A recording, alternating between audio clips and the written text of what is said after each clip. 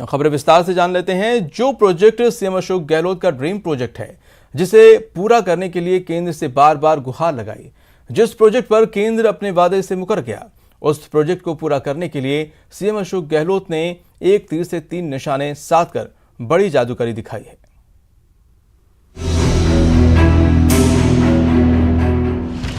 एक तीर 3 निशाने, आधी लागत पूरे प्रोजेक्ट, 14 जिलों की बुझेगी प्यास, पेयजल का परमानेंट इंतजाम, सीएम के ड्रीम प्रोजेक्ट को पंख।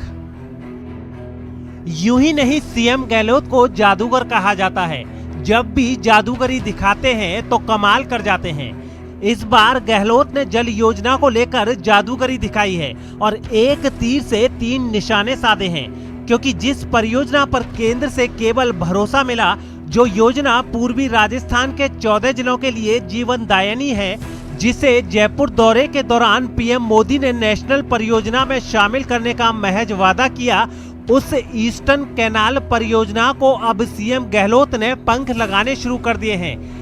ईस्टर्न कैनाल परियोजना के पहले फेज में बीसलपुर बांध में पानी लाया जाएगा। इसके साथ ही ईस्ट रदा बांध में भी पानी लाने की तैयारी शुरू हो गई है। पहले फेज में काली सिंध नदी के नवनेरा बैराज से पानी लाने की योजना है। काली सिंध नदी पर नवनेरा बांध 167 करोड़ की लागत से लगभग तैयार है। इसके दूसरे चरण में नवनेरा बांध से बीसलपुर बांध और ईस्ट रदा बांध को पानी सप्लाई किया जाएगा। नवनेरा गलवा बीसलपुर ईस्ट रदा लिंक का कार्य भी शुरू किया जा रहा है। इस प्रोजेक्ट पर करीब 260 करोड़ रुपए खर्च होंगे। इसके अलावा धौलपुर में 60 करोड़ की लागत से काली तिर लिफ्ट परियोजना तैयार होगी। माननीय मुख्यमंत्री जी ने एक अभी बजट घोषणा की है WRD में कि नौनेरा बैराज से, नौनेरा बांध से पानी ट्रांसफर करके बीसलपुर डैम में और ईसरदा डैम में पानी दिया जाएगा, एक्स्ट्रा पानी। ईस्टर्न कैनाल परियोजना से पूर्वी राजस्थान के 14 जिलों की प्यास बुझाने का परमानेंट समाधान करने का प्रयास किया जा रहा है। जिस प्रोजेक्ट पर पूर्व वसुंधरा सरकार में 650 करोड़ रुपए की लागत आ रही थी, उस ब्राह्मणी नदी बीसलपुर योजना को कैंसिल कर सीएम गहलोत ने ऐसी जादूगरी दिखाई कि महज 320 करोड़ की लागत में एक तीर से 3 निशाने साध दिए। बीसलपुर की अवेलेबिलिटी हमारे को रिजर्वेशन मिल गए 2051 तक का हमारा बीसलपुर में पानी मिलेगा, जिससे जयपुर और जयपुर जिले के जो भी ऑलरेडी कनेक्टेड एरिया है उनको 2051 तक का पानी उपलब्ध होगा। सीएम के इस ड्रीम प्रोजेक्ट के पूरा होते ही प्रदेश के 7 बड़े शहरों की प्यास बुझेगी, जबकि 1064 से ज्यादा गांवों को पेयजल और खेती के लिए पर्याप्त पानी मिल सकेगा। जाहिर है सीएम का ड्रीम प्रोजेक्ट है, जल्द पूरा हो सके, इसलिए जलदाय विभाग भी इस पर तेजी से काम कर रहा है। राकेश शर्मा, न्यूज 18 राजस्थान, जयपुर। और इस बीच बड़ी खबर आ रही है अजमेर से, जहां पर आरएएस मुख्य परीक्षा 2018 पे बड़ी अपडेट आई है। आरपीएससी ने परिणाम जारी कर दिए हैं। हाईकोर्ट के निर्देश पर ये परिणाम जारी हुए हैं। भूतपूर्व सैनिक, विभागीय कर्मचारी कोटे के नतीजे जारी हुए हैं। खिलाड़ी कोटे के नतीजे भी जारी कर दिए गए हैं। टीएसपी क्षेत्र में 1, नॉन टीएसपी क्षेत्र में 57 अभ्यर्थी सफल हुए हैं।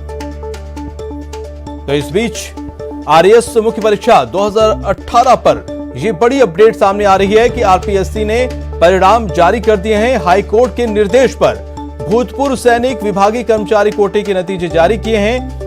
खिलाड़ी कोटे के नतीजे आपको बता दें कि टीएसपी क्षेत्र में 1, नॉन टीएसपी क्षेत्र में 57 अभ्यर्थी सफल हुए हैं।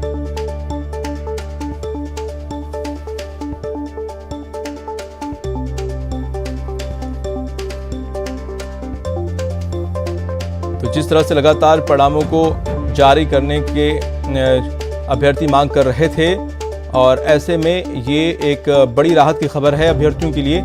आरएएस मुख्य परीक्षा 2018 पर अब ये अपडेट आई है, जिसके परिणाम जो है आरपीएससी ने जारी किए हैं। हाईकोर्ट के निर्देश पर आरपीएससी ने इसके परिणाम को जारी किए हैं, जिसमें भूतपूर्व सैनिक, विभागीय कर्मचारी कोटे के नतीजे जारी हुए हैं। टीएसपी क्षेत्र में 1, नॉन टीएसपी क्षेत्र में 57 अभ्यर्थी सफल हुए हैं, और जिसकी वजह से बड़ी राहत की खबर इनके लिए, क्योंकि लगातार जिस तरह से बहुत से जो परीक्षाओं के परिणाम वो अटके हुए हैं, लटके हुए हैं।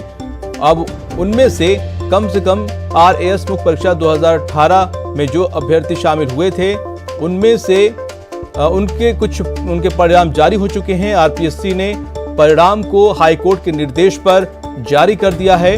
भूतपूर्व सैनिक विभागीय कर्मचारी कोटे के नतीजे ये जारी हुए हैं, जिसमें TSP क्षेत्र में 1, नॉन TSP क्षेत्र में 57 अभ्यर्थी कामयाब हुए हैं।